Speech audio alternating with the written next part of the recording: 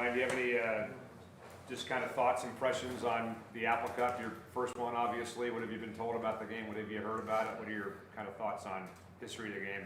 Yeah, I mean, obviously, I think this will be like the 117th meeting. So anytime you got that kind of history with an in-state rival, you tend to get up for those games.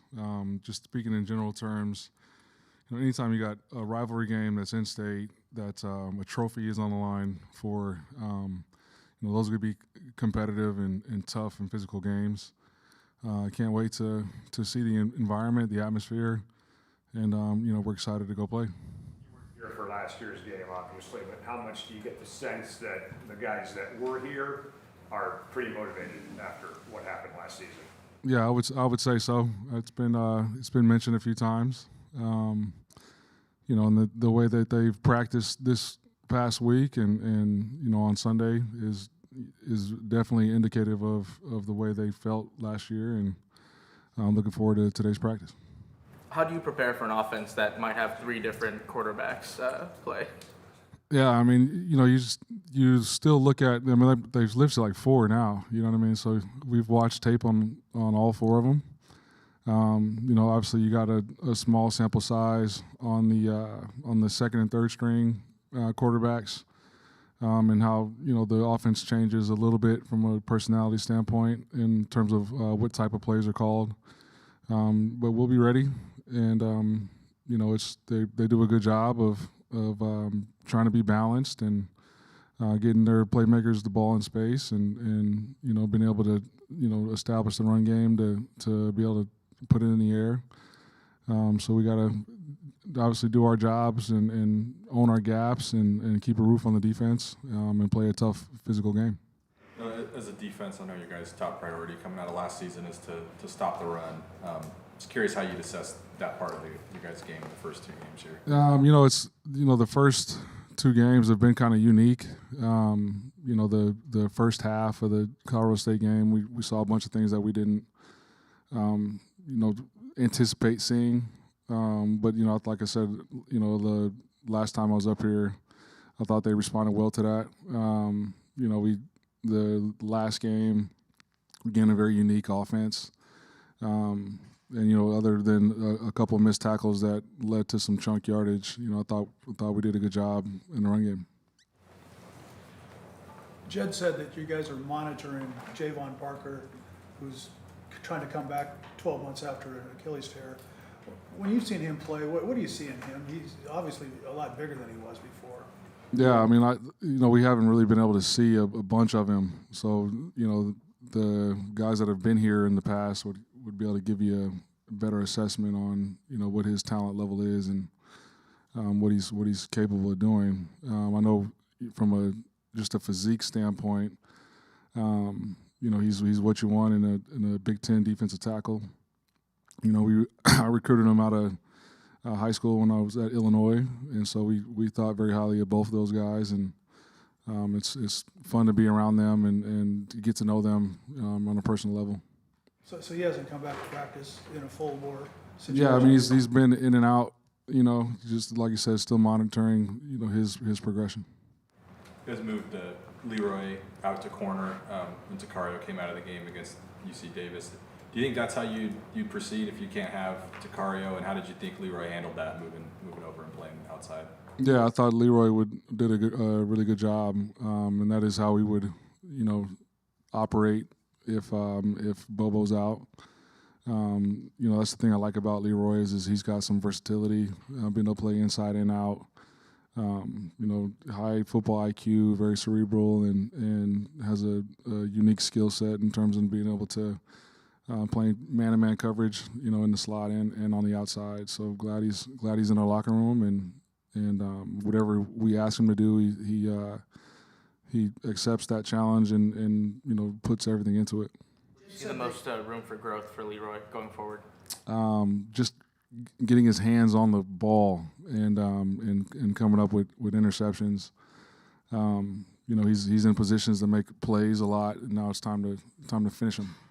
Jed said that you guys are expecting Deshaun Lynch and Logan Second-Polar to return this week. What do those two guys add to the rotation along the defensive line? The size, strength, depth. I thought in terms of talking about Deshaun Lynch.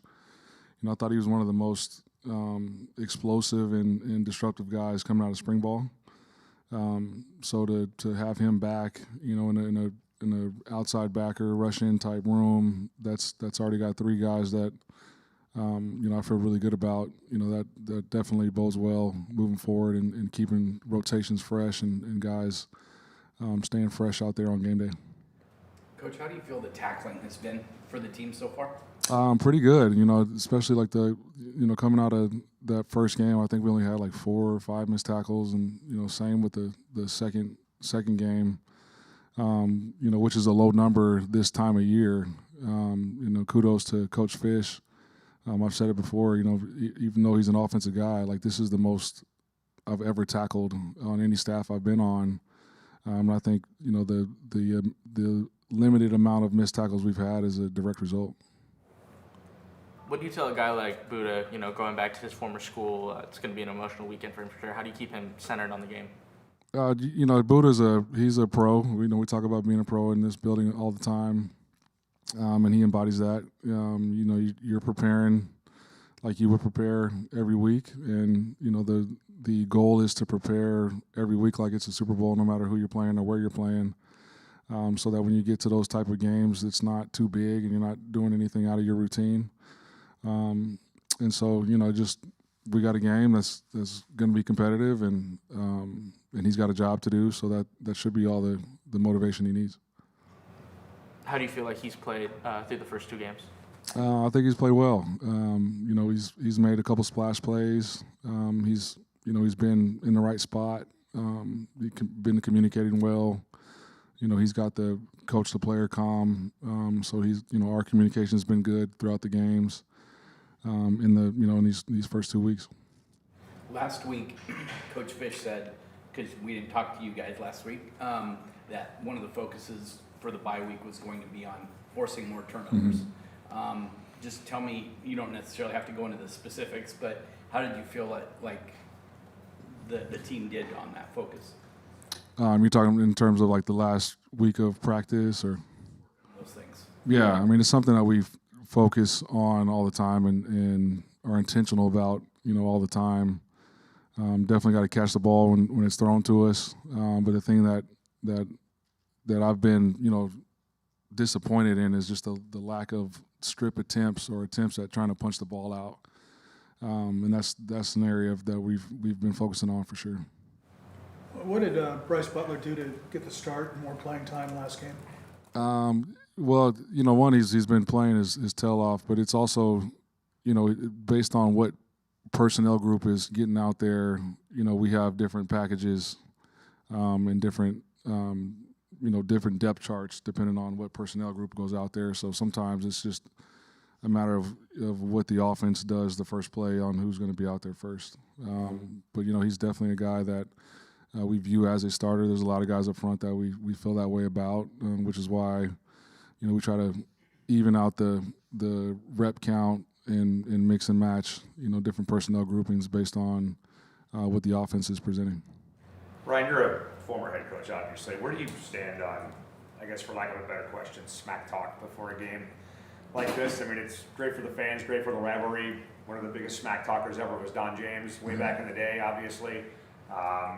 Do you kind of talk to your players about that with a week like this? And do you have anything derogatory to say about Wazoo? Of course, I don't have anything derogatory to say. You know, when I was a player, I used to talk a lot. I'll tell you that. And then I'll talk a lot behind closed doors, not in front of a microphone for sure.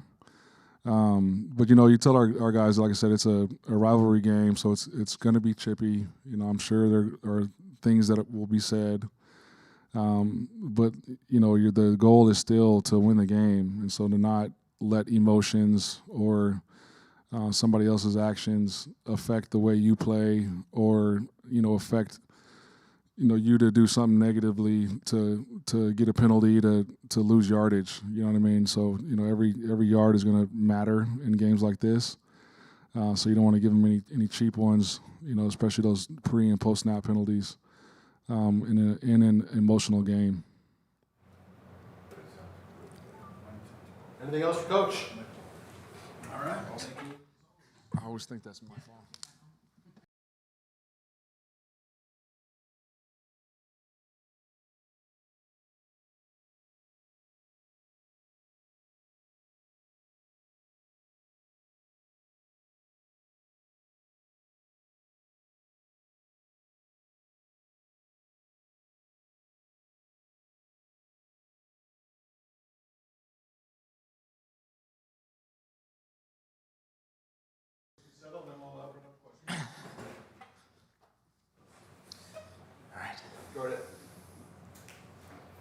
Jimmie, what do you remember about, the kind of aftermath of the Apple Cup last year, being in the locker room, watching them give Wazoo the trophy on the field? How did you kind of take all that in? Yeah, I mean, it hurts. It hurts anytime you lose a game, how much we put into it, how much our kids care about it, they work at it. But there's no question. There's added just everything, emotions, feelings. Anytime you play a rival, it's a big deal. And, definitely remember that and how hurt our team was, our coaches, everybody involved. And you work that to make sure that never happens again. But definitely it was a hurtful thing, especially how it ended so close on the 1 yard line. But, that was last year, and this year's this year. And we've just really focused on our preparation, doing everything we can to go out there and play really well on Saturday. Does the approach to the rivalry piece of it feel any differently coming from the coaching staff this year compared to last year? I wouldn't say different, really. No, I wouldn't say different. Again, we know it's a big deal. And, Coach kind of hit on it the other day of, anytime there's a trophy involved, that's a big deal. There's a trophy for a reason. And especially when it's your in-state rival. It's a big deal. And our kids know that. They feel that. We've done everything we can to educate them. I knew it from being in the game from years past. I can remember the 2009, 2010 game where we, hit the fade to Jermaine Kearse to become bowl eligible, and that was the first bowl game that the program had been to in 8 years, and how big of a deal that was in that game. So, we know the importance of it. All the coaches do, and we've done everything we can to educate our players as well. For guys that haven't been to Pullman, like a Carver Willis, for instance, do you think he's going to feel like he's back in the Big 12 when he gets into Pullman and sees the setup? But it's not a big, huge city like we have in the Big 10 in some places, but it's a little different. How would you assess that? Yeah, I mean, I think that Carver could probably answer that better than me, but you're right. And I think anytime you go on the road, it's going to be hostile. When you go into a rivalry game, it's going to be extra hostile. And our guys know that. We've done everything we can this week to prepare for that environment. And I think we're going to play really well. Nothing else for Jimmie already, huh? All right. No, there's got to be more. Is that it? I guess so. All right. Thank you, guys.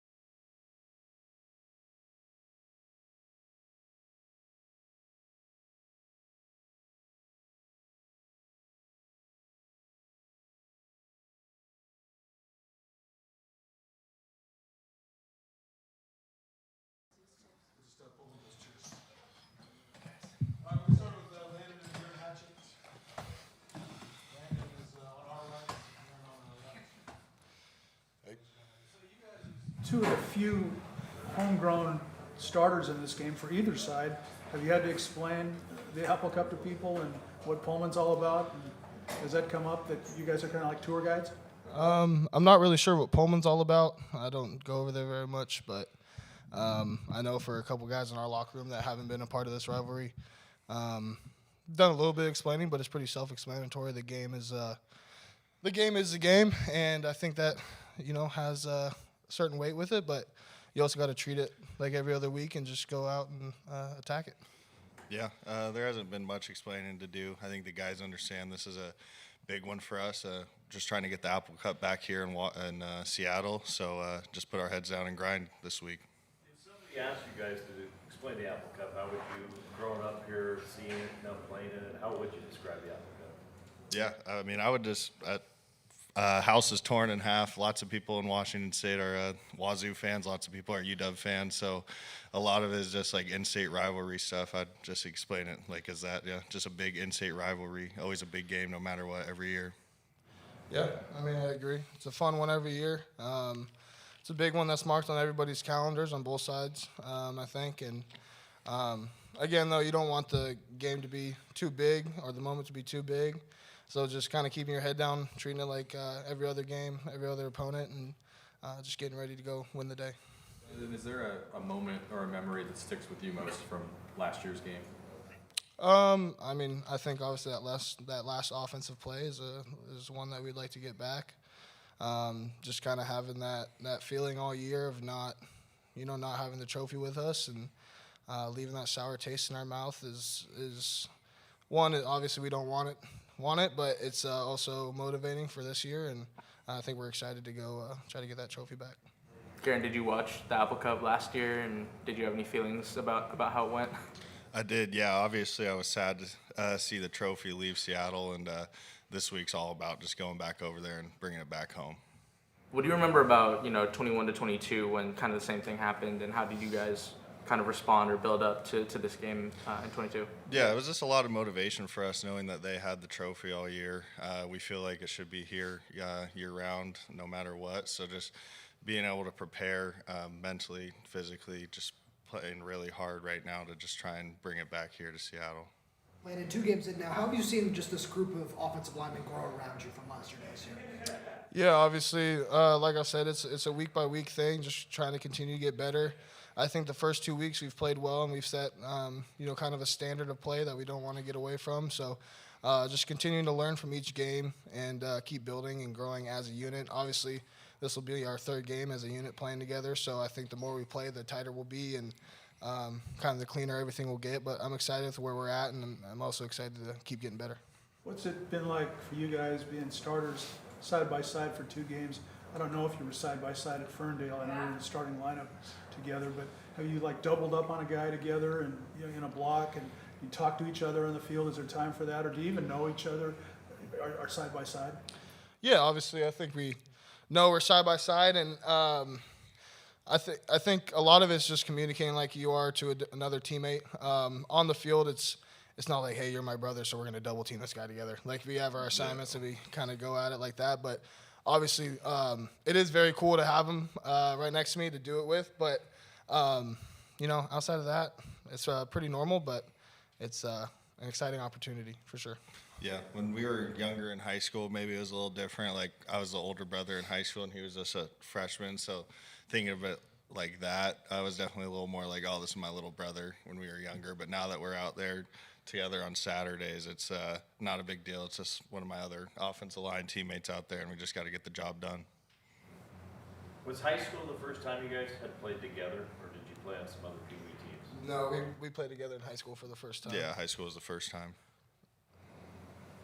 Garden Center? Yeah. In high school, Garden Center. Yeah. Guard that flipped to both sides with Yeah, the I wing played tee. left and right guard. We ran the wing tee in high school, so. And what, D tackle and DN? Yeah, D tackle and D end also. Yeah. Anything else with these 2 guys? So last time, have you had a play together that, turned out really well and you're high-fiving? I mean, knocking somebody, on his back or something? Yeah, we've had a few. A few good combo blocks, a couple of good pass-offs in the pass game. But, again, it's a next play mentality, so you get the play done, say good job, and move on to the next one, do it again. Exactly. All right, thank you, everybody. Awesome. Thank you, guys. Thank you, guys.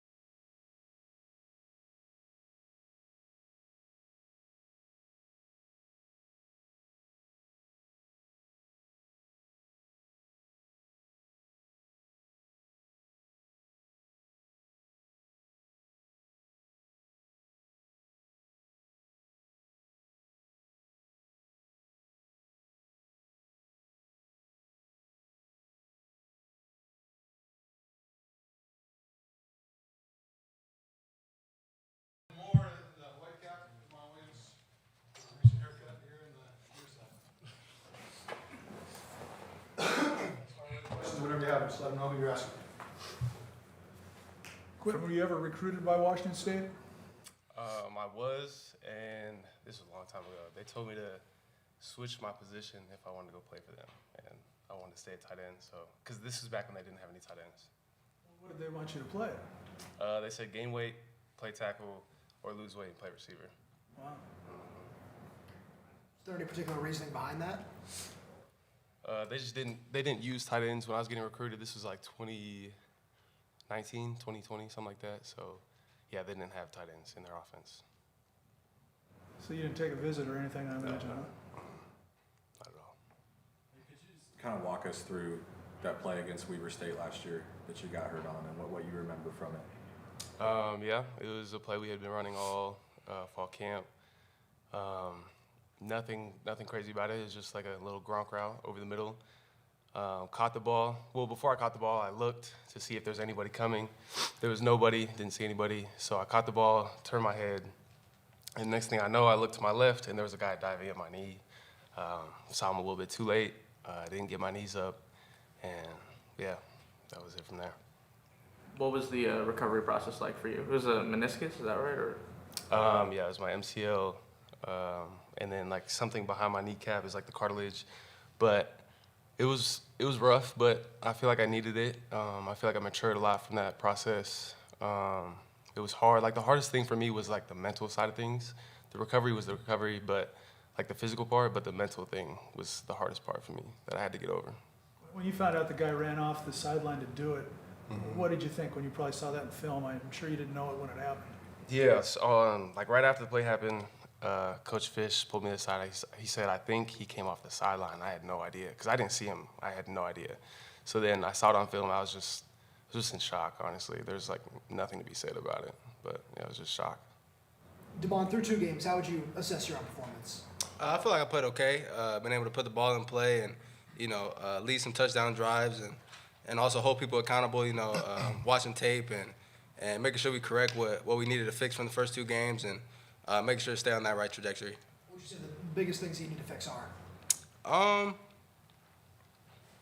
I would say still just working on getting the ball out quick and trying not to hold on to it too long, especially, trying to wait on routes or, take multiple hitches for no reason and just try to touch those little things up. Quentin, Coach Fish said you were the best blocking tight end he's ever been around. So, Coming out of high school, you didn't block a lot on the end of the line. You were more of a wide receiver. So I know that's something that you worked on when you went to Independence and then your first few years here.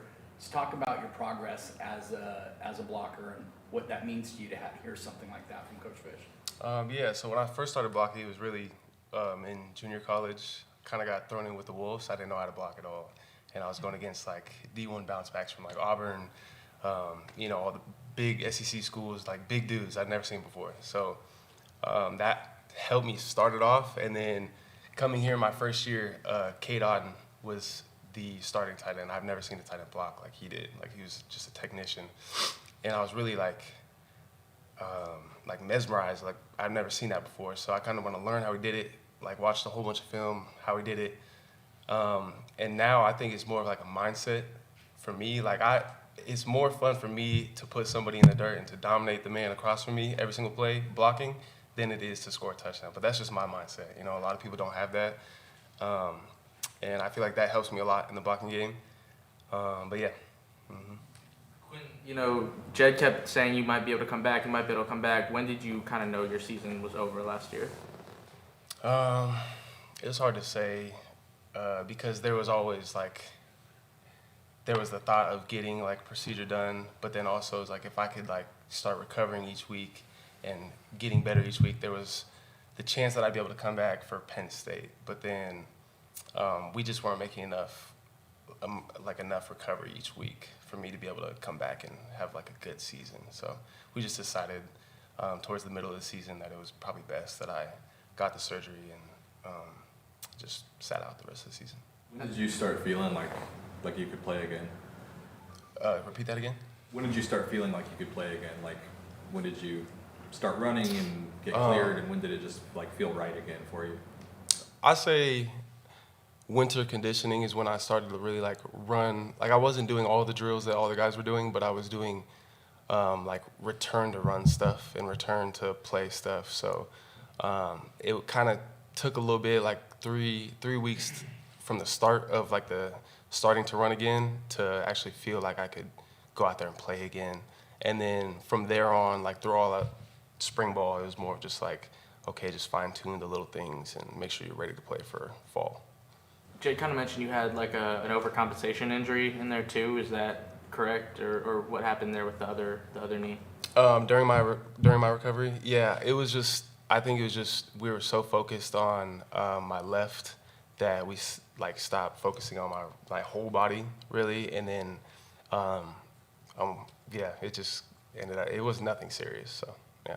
You mentioned the mental part of it being most challenging. Just why was that, and what was the big challenge there? Well, so right before our first game, I found out I had a baby girl on the way. So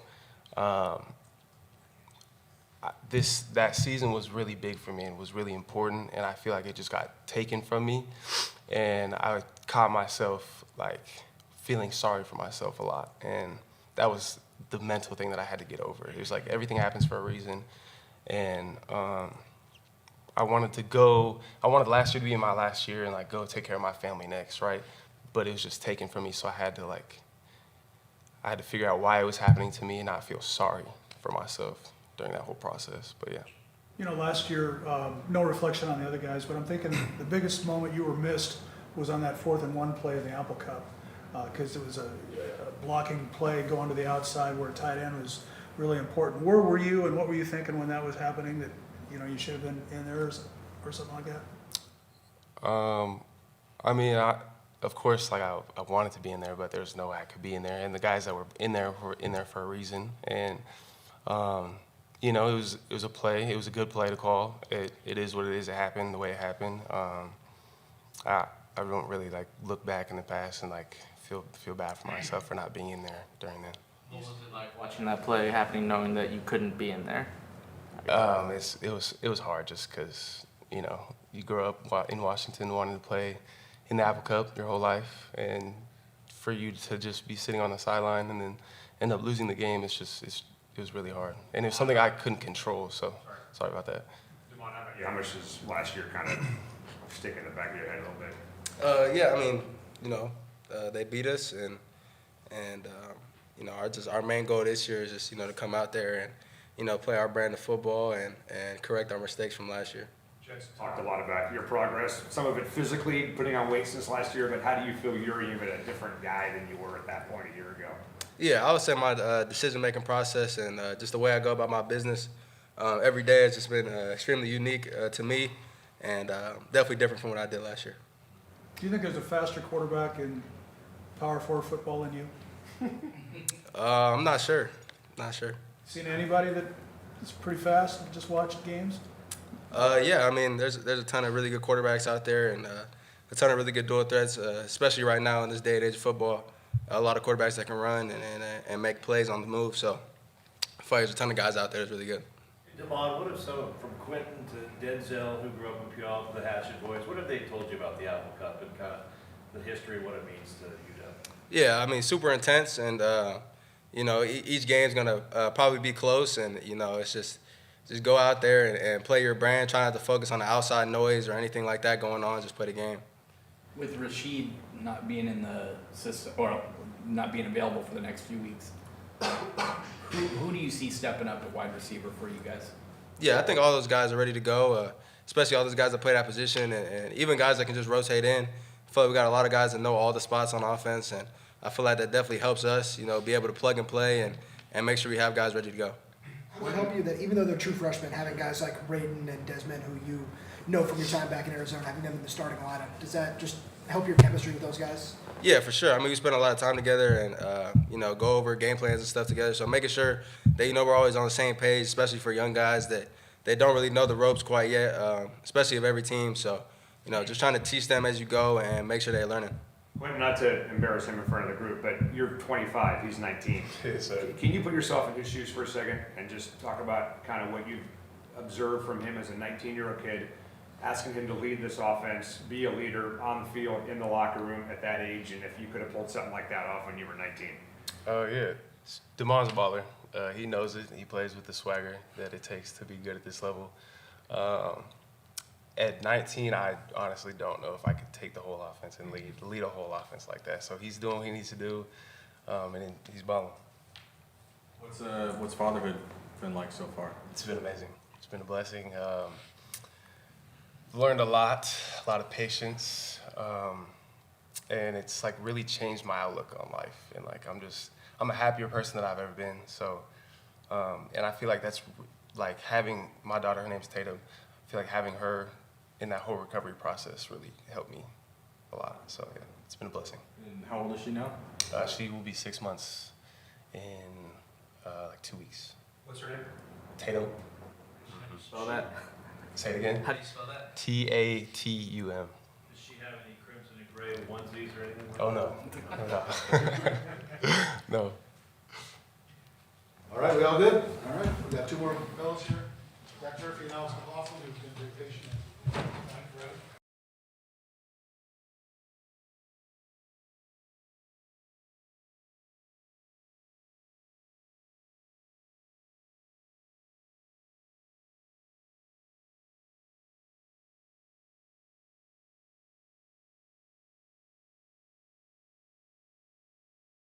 Alex here, and then Zach, go ahead once they sit down.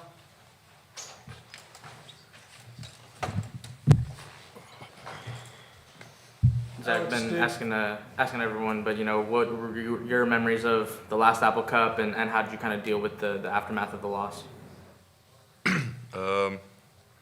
Say my memories of the last Apple Cup are not very fond. Frustrating, especially, you know, I was playing hurt that game, but yeah, just gross feeling when I think of it. That's all I really have to say. Alex, I know you played against Fish when you were down in northern Arizona.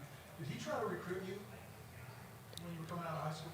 Oh, yeah, he recruited me in high school. It was just, I had a preferred walk-on from there, but I just decided to go to northern Arizona and just bet on myself.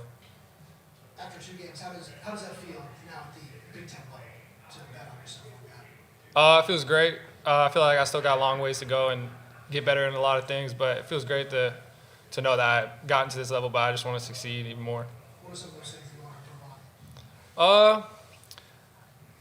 I'd probably just say, just like listening to my coaches more and like getting more in tune with the scheme and just going out there and competing more each day. Like I'm playing at a higher level, so I got to raise my game from where I used to be. This isn't the same conference I'm playing against, better competition, so just raise my game as a whole. Zach, how much does that feeling from last year's game come up this week? Shoot, actually a lot. You know, I didn't necessarily know it would, but just tried to flush it. But you know, when you see video clips or clips from the game, it just ignites a fire in you. makes you angry. So quite a bit. Do you feel like that's a team-wide thing, at least from the guys who were here? It's got to be. I haven't talked too much. It's kind of early in the week, but I would assume so. That was like 1 week after you got hurt. What kind of condition were you in for the Apple Cup? Not very good? Not very good. I think I made it to about halftime, and I just couldn't really go much longer. Alex, what have they told you about this rivalry, about what the Apple Cup means here in Washington? I mean, I grew up watching a bunch of college football, so like I know like this rivalry's a big thing, and I just know like a lot of these games are competitive, and there's going to be some chippiness going on, and just it's big games, a trophy game, one championship game we're guaranteed. So just gonna go. I know we got to go out there and compete with each other. Zach, getting back out there these first 2 games, just how do you feel about how you played and what's it been like being on the field again? I feel pretty good. I think game 1 was a little bit of that, like, okay, this is playing a game again, because we practice very hard, but it's always different, just the way it feels, the way it sounds, even like the smell of a game is different than practice. So it's a little rusty just in terms of like playing in a game again, but then once everything slowed down, I felt pretty good, I feel pretty confident and good out there, so I've been pleased with it. In the offseason, we talked a little bit about, the mental side of recovery. Watching a guy like Quentin, lose his whole season last year and then be able to come back out here and participate and contribute this year, what's it like for you to see him out there again? That's awesome. Like, Q's a great guy. Like, I've been here 2 whole seasons with him now. I hated to see that happen to him last year, and especially I was kind of injured here and there, like back and forth trying to deal with stuff. So I was around him, during those days where we wouldn't practice, we'd be modified and stuff. We just had some good talks, and like seeing him back out there it's great. And I obviously know what it means to him having his daughter, and I still remember the talks we had when that was all going on. But it's been super cool to see, and he's a great player. And you guys said he was one of the best blocking tight ends that Fish has ever been around, and I couldn't agree more with that. Coach Walter said earlier, and this is for both of you guys, Coach Walter said earlier that this is the most he's ever tackled in practice, and he put that on Coach Fish. Is that the experience you guys have had since you guys have been at other programs? I mean, probably. Yeah. I feel like he tries to make it a game-like scenario in every practice, and I feel like that's good. Raises the competition, gets us more prepared for each game. Yeah. I know you guys probably won't see anything more than a hotel room in a football stadium. Have you heard much about Pullman? It's kind of a strange little place to go play major college football, and it's hard to get to. It's unlike what the Pac-12 was all about. It was the smallest place to go to. You curious to see it? I don't really think I'm curious to see it now.